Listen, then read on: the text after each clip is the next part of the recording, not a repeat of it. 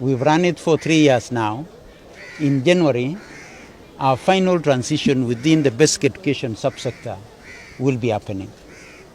And at that particular point, to a very large extent, then we shall be saying that the implementation of competence-based education will have attained all the cycles that it was expected to, because there was the ECD, there was primary, there was junior school and senior school within the basic education subsector. Thereafter, these children will be given an opportunity now to go into tertiary education and university education. And as you are all aware, once you have cleared the basic education, then you will be open to go, you become global citizens. You can join any institution, both locally and internationally. So the most important preparation that we are doing for our children will be at the basic education subsector. Thereafter, we hand them over to be able to now consolidate the future and the careers that they would want to take to shape their future. We had to progress our children from grade 8 to grade 9. And as we are all aware, our previous system was running up to class 8, and therefore we had adequate facilities for the first 8 years. In our primary and junior school, we needed to provide facilities for grade 9. I want to report that we were successful in ensuring that those facilities were availed. We have so far built 16,000 classrooms. Upon assessment, there were schools with lower enrollments, which necessitated more classrooms. We envisage to do another 7,000 classrooms, so that now, by the end of this term, by the time we close school, we shall have finished 22,000 classrooms that will now be able to take care of our children adequately. A number of schools, we shall be giving you statistics, have also in our junior school put up adequate resource centers, what we call laboratories. We are looking forward to making sure that going forward, every of our learners, just like I said, our biggest investment will be in junior school, because that is where our children are prepared for the future, because that is where we prepare them for pathways. And therefore, we must put resources to adequately prepare these children to be able to make right choices on what they would want to be in the future. As for senior school, which we are going to transit to next year, upon assessment, there are 1,600 schools, mainly day schools in this country, who do not have laboratories.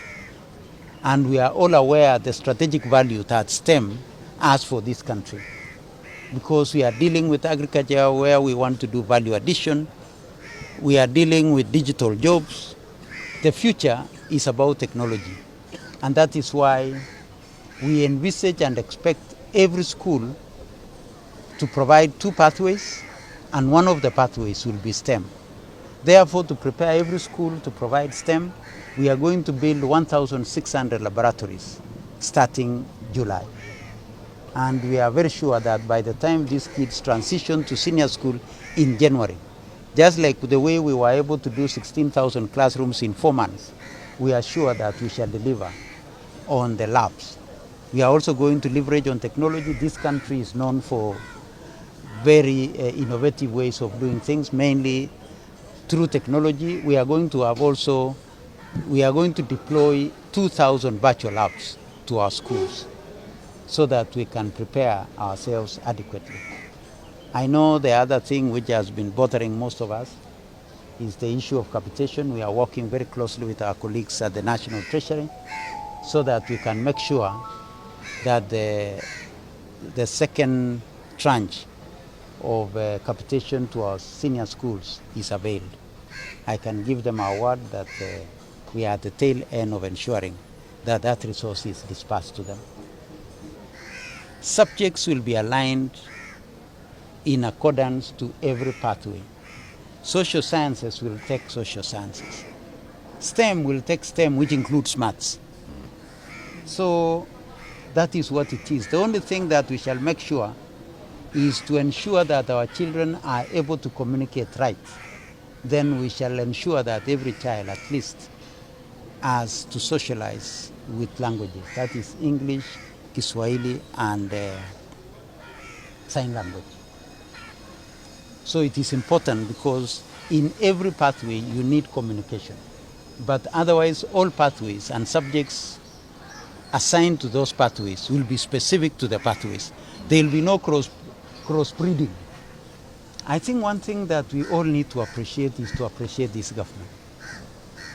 Being able to employ 76,000 teachers in 2 years, I think we should trust government when they say we are going to employ more teachers. January, we were able to bring in 20,000 teachers. Going forward, we are going to have more teachers. So as for teachers, we should not be worried. And that's why we are saying for pre-technology, we are going to work with our colleagues in Kenya School of Tibet. We are going to work with our technical universities so that we have teachers that captures all our learning areas. We should not be worried on that. In 4 months, we were able to build 16,000 classrooms.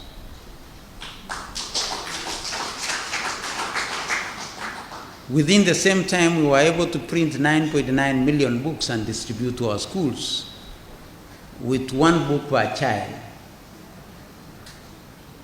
So with our 1 million children, each one of them was to got a book for the 9 learning areas.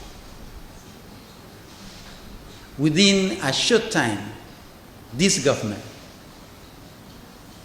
and it has never happened any other time, that the government can recruit 76,000 teachers in 2 years. That's a critical milestone. Just like we constructed 16,000 classrooms, we are going to construct 1,600 laboratories in schools without labs today, in our senior schools, so that our senior schools will be able to offer STEM in every school. We have 1,600 schools, most of them day schools, who do not have laboratories. We commit ourselves as government. By the time these kids... We would like to look at the following. What resources are there in place to ensure a seamless transition for learners with special needs, which has been a debate today, and those from marginalized communities? Bwana PS will also wish to know how much does the ministry plan to handle capacity constraints in senior schools. We are ready to conduct Kipsang, and the process is ongoing, and I want to believe that if all have completed, then a few have completed the registration, because the registration is still on. But as for Kipsang, we are done. So this year, Bwana PS, as primary school heads, we are going to conduct 2 major assessments, one for Kipsang and the second one for Kipsang simultaneously. And I want to say thank you very much to the heads of primary school, and we are proud of you. What appears, I think they've done us great. Yes, we've already awarded the contracts to those who are now going to start doing that. We will be seeking a partnership between the upper schools so that when we are setting these water units there, there can also be piping that can go to the ECD, and there'll be piping that will go to the primary, so that one entity can be able to serve all those student population that is there. And the ways in which we want to do this, there's going to be water catchment areas in terms of harvesting of rain. For the areas where we can be able to get Mowasco water, that is piped water, we will get piped water. And for the areas where we can be able to dig either a deep or a shallow well, we will get that done. But no child should not be able to study because of no water. I think that will be very, very unfair.